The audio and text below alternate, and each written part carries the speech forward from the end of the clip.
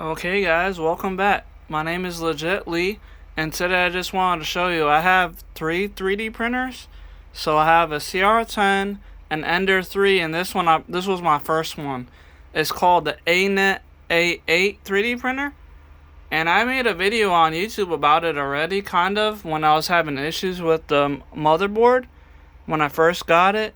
But I did replace the motherboard with an MKS Gen L version 1.0 motherboard, and it is still working. I just wanted to show you because I haven't used it in a very long time. So I got the extruder connected to the stepper motor just to make sure you can see that it's working. And then I need to replace this motor. I have to pull the wire from this motor and put it into this one because that's the one that I was using. And if I use this pair of pliers right here, I can push some filament out. So there's some black filament already inside of here. I have this clear white one inside of here right now, but it's pushing out some of the black that's in here still.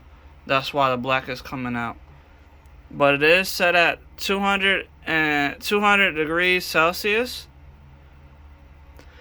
And I haven't tested out the bed yet to show the heat, but I will do that now so that you guys can see that it is working.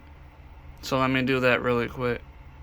Okay guys, so I just wanted to show you really quick. If you go into the main screen, you see here it shows prepare. So if you go to control and we click that, we can go down to temperature. And then you can set the nozzle, so the hot end, and then the bed. So I'm going to set the bed to 60 degrees Celsius. All I gotta do is just turn it a little bit until it gets to 60. And then that should do it. I don't know yet because this is the first time of me trying this out. But I have tried to mess with this 3D printer a little while ago, but I never really got it to do what I wanted it to do. And that's because the extruder motor didn't have the wire connected.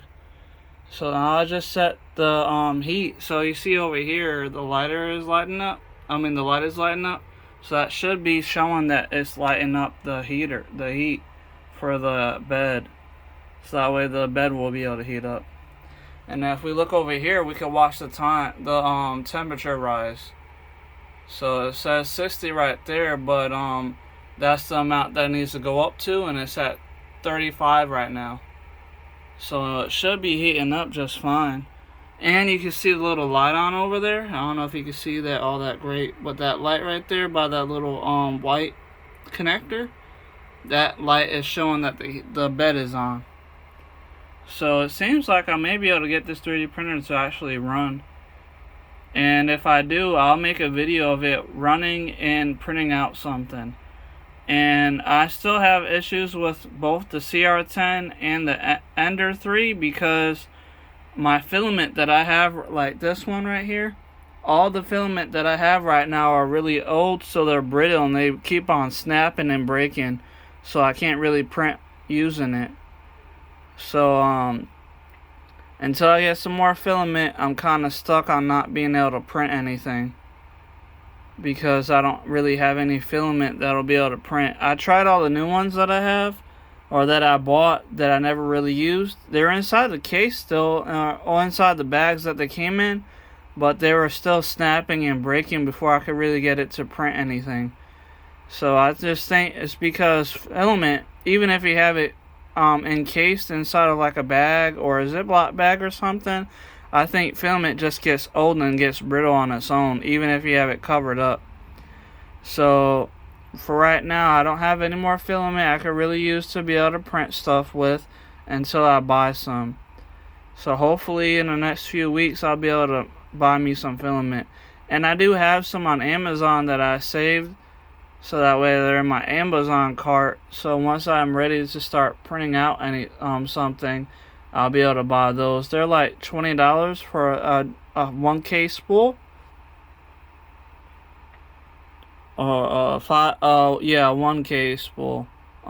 That's kilometers, I guess.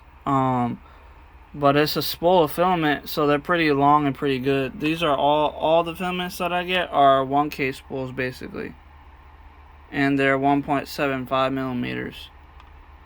And I know that some of the really old 3D printers use like 3.3 millimeters, I believe. So they're thicker and they're a bit fatter, but the 1K, the 1.75 ones are the ones that I always use for my printers. But hope you guys liked the video. Please like, share, subscribe, and let me know what you think in the comments down below. And right here you can see that it got up to 55 degrees Celsius, and it's still heating up. You can still see the light is on, and the light will probably stay on until I shut off the heater. Even when it gets up to 60, it's not going to shut off, I don't think. It'll probably stay on until I shut it off myself, because it'll probably think that it's about to start printing out something, and it's going to need the heat for the part that you're trying to print out. So right here you can see it's at 58. So we got 2 more degrees Celsius to get up to 60. And like I mentioned, please like, share, subscribe, and let me you think in the comments down below. If you're wondering why I have this printer instead of the other ones right now, this was my first printer that I ever bought, and it was the cheapest one back in the day. I think I spent like $160 on it or something like that for it, and I think I bought it off of eBay. Oh, there it goes. It's at 60 degrees Celsius, and now the light is still on, but it's staying at that temperature, so it's gonna stay there, so that way it doesn't like try to go down and like lose the heat. So now I got 200 on, so you can see right here, I got 200 on the hot end, which is this one down here, the black filament coming out of it. And now the bed is at 60 degrees Celsius. That's pretty much where I'm always at, is like 200 for PLA and 60 degrees for the bed, the heated bed.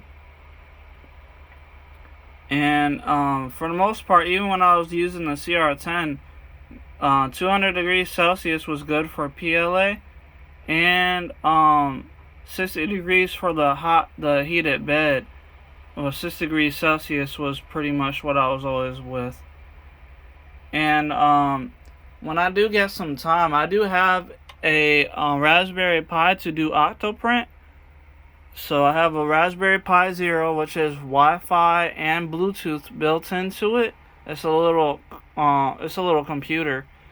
So once I add the Raspberry Pi to it, the right there, the USB slot that I have right here, it'll be able to connect and be able to move everything around, just like how I did on that on the screen right here. So if I wanted to move it up or down, like move the axes, so Z is up and down, X is left and right, and then Y is front and back.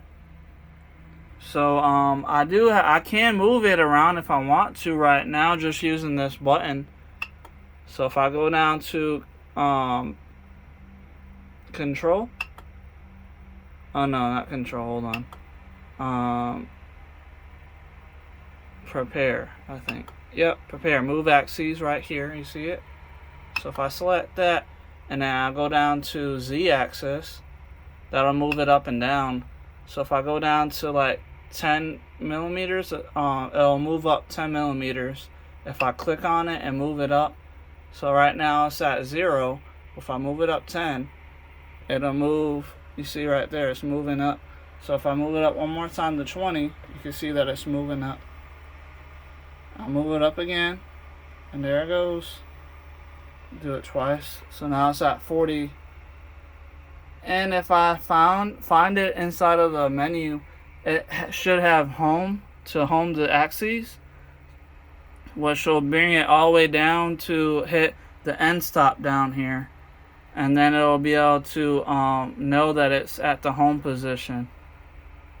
But I just wanted to show you guys that. So I hope you guys do like, share, subscribe, and let me know what you think in the comments down below. I appreciate everybody watching. Thank you. My name is Legit Lee, and I will be seeing you guys in the next video. Goodbye.